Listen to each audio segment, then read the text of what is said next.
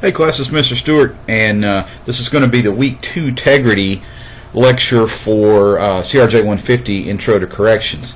Hopefully this screen is not vibrating or shaking for you as it was when I looked at it when I first started. So if it does, bear with me this week, and then I will try to get that fixed for next week, because I'll have to record this and then go back and look at it to see if the screen appears to be flashing or shaking or vibrating or whatever. I've got an extra monitor hooked up to my laptop, and it was acting kind of squirrely. So this week you are tasked with reading chapters 3 and 4.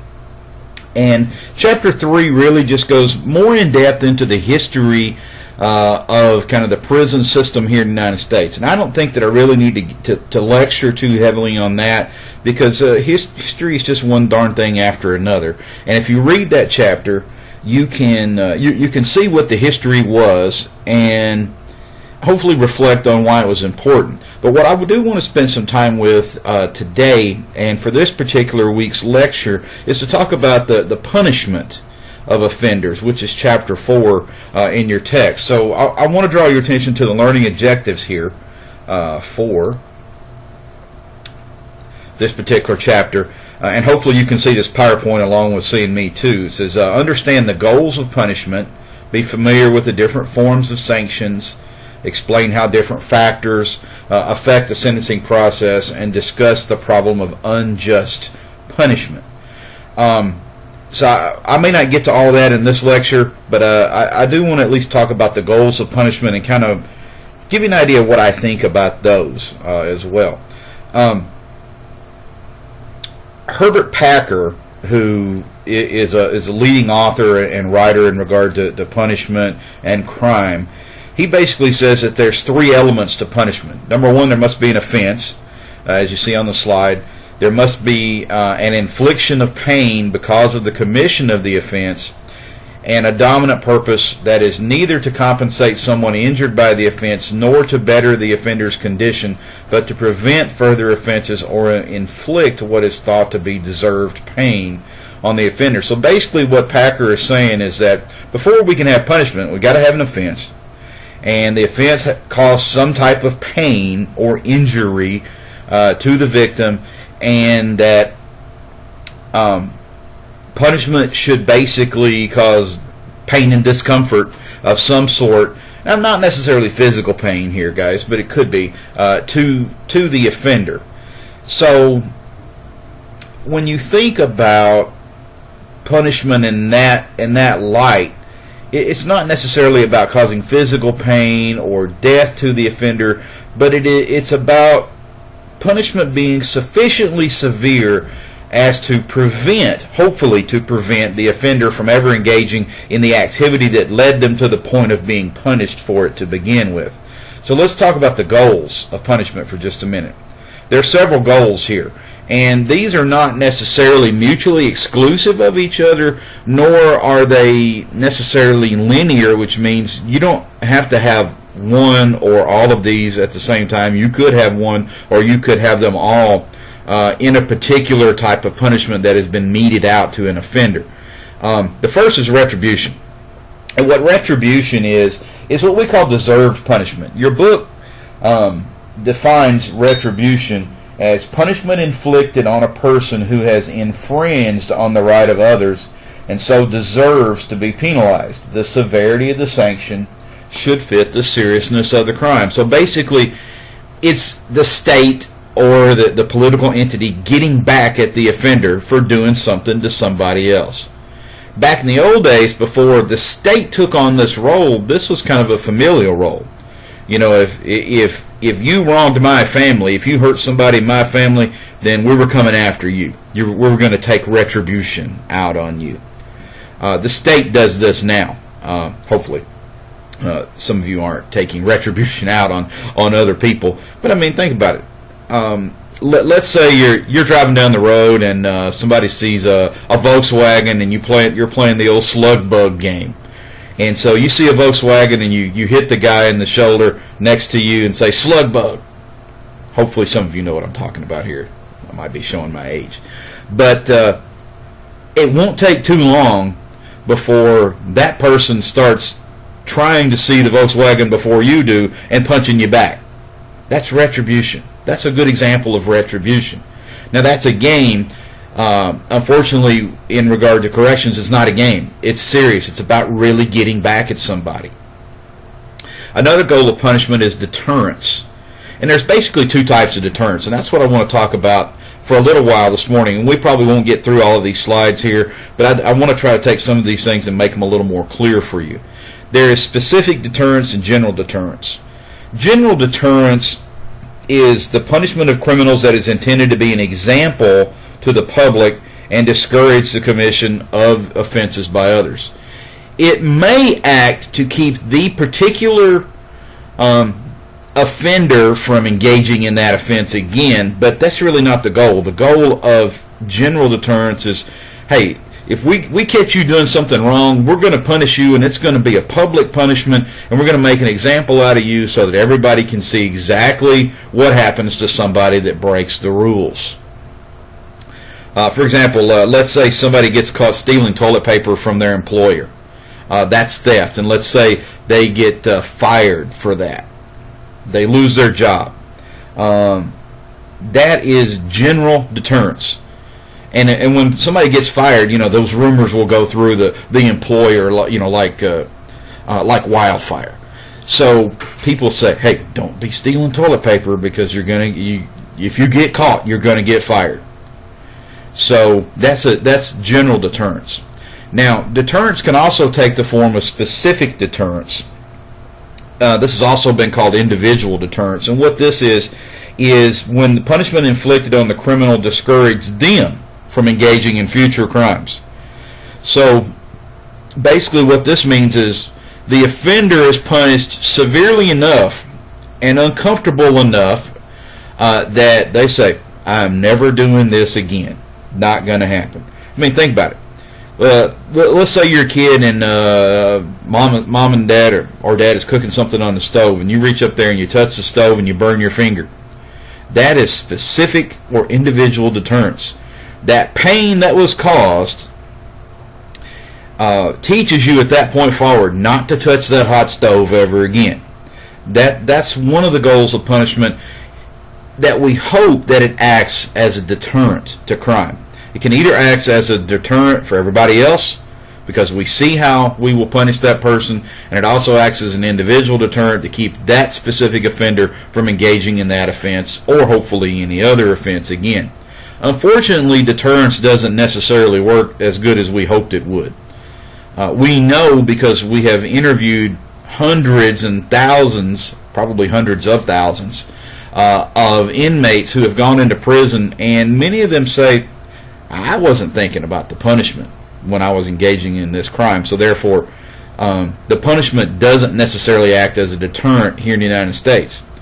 In other countries, maybe more so, where prison is much more severe and harsh than it is in this country. If you get a chance, watch a couple of those TV shows, probably some YouTube videos out there about what prison life is like in, let's say, Mexico, Turkey, Russia, and then tell me if you would rather be incarcerated in one of those countries or here in the United States, because I think you're going to see that those prison systems are probably much more of a deterrent than ours is here in this country. But that's one of the goals of punishment.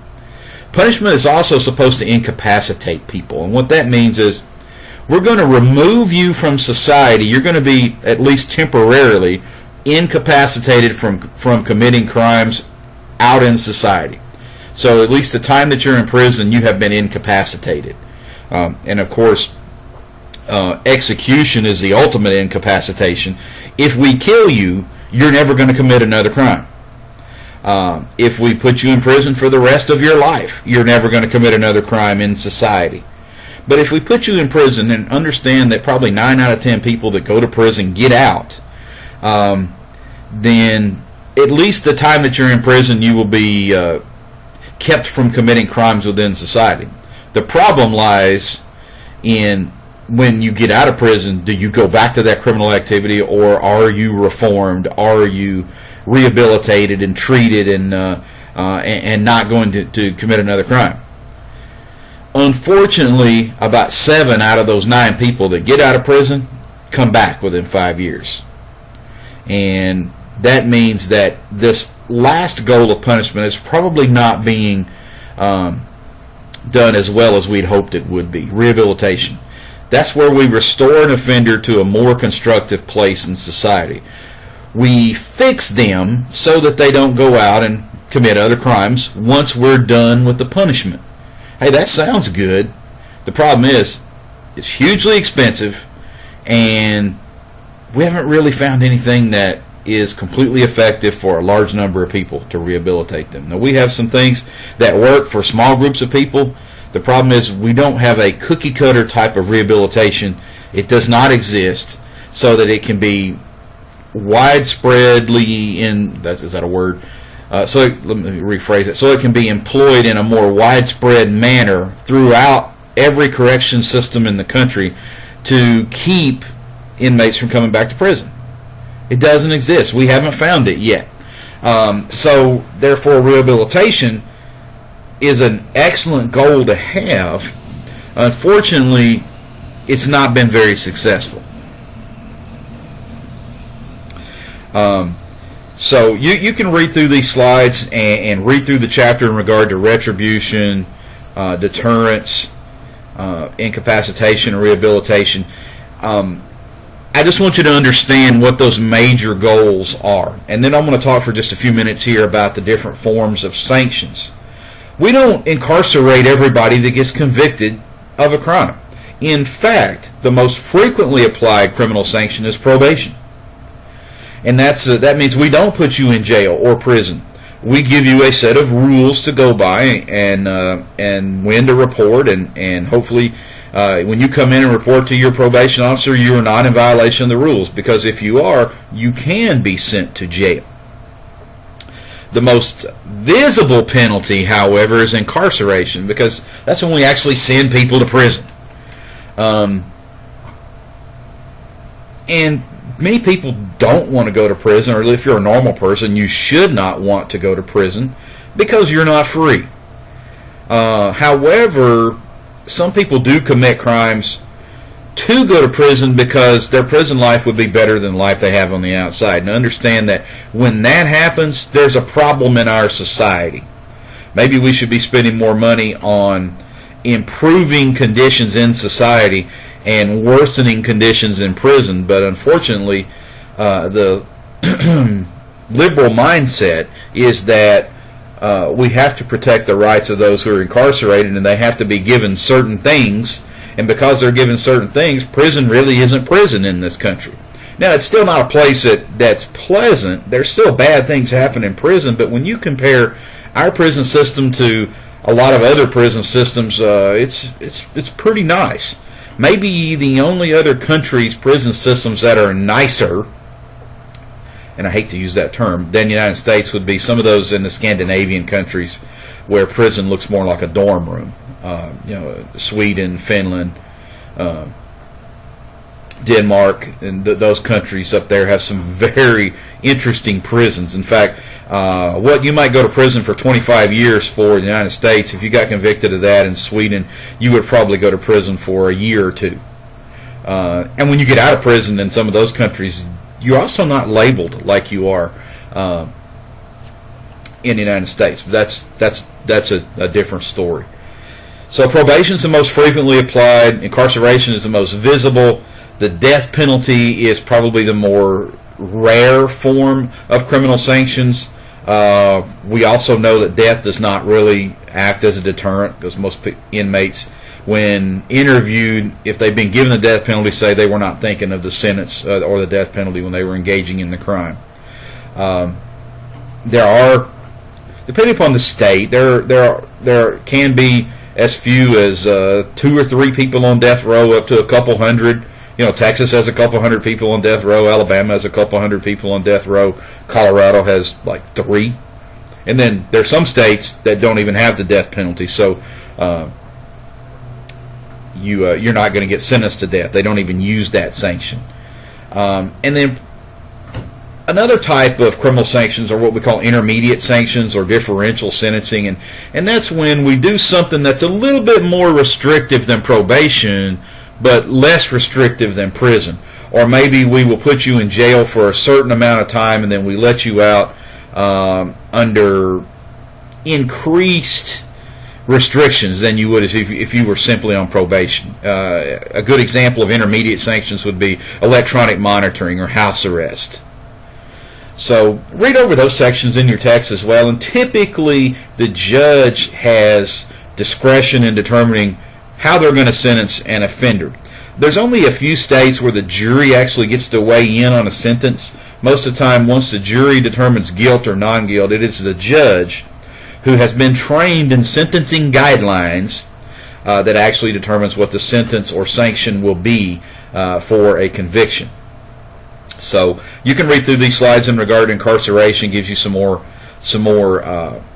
information there. Please read through the difference between a determinate sentence and an indeterminate sentence. It's pretty straightforward, but I just want you to make sure you read it. If you have questions, then we'll make sure and answer those. Also understand that some states have mandatory sentencing for certain crimes, which means the judge's hands are somewhat tied in regard to the minimum and maximum sentence that can be given for that particular crime. Some states also have the 3 strikes and you're out law, which has really had little impact on reducing crime rates, but has had a huge impact on increasing prison overcrowding. So please make sure that you read those sections, and I think that's where I'm going to stop for today, because everything else is pretty straightforward in this particular chapter. But I wanted to make sure you understood the different goals in sentencing, the difference in deterrence, rehabilitation, incarceration, incapacitation, and rehabilitation. And then in discussions, I think we're going to be talking about some of these and getting your opinion on some of these things. So that's it for the integrity class for this week. Please read chapters 3 and 4. Make sure you get in there, you get those discussion boards completed, as well as the other assignments every week. And it won't be too long before we'll have our first exam. So if you have questions, reach out, and I'll be happy to answer those for you. If not, I'll see you in discussions. Have a good week. Bye-bye.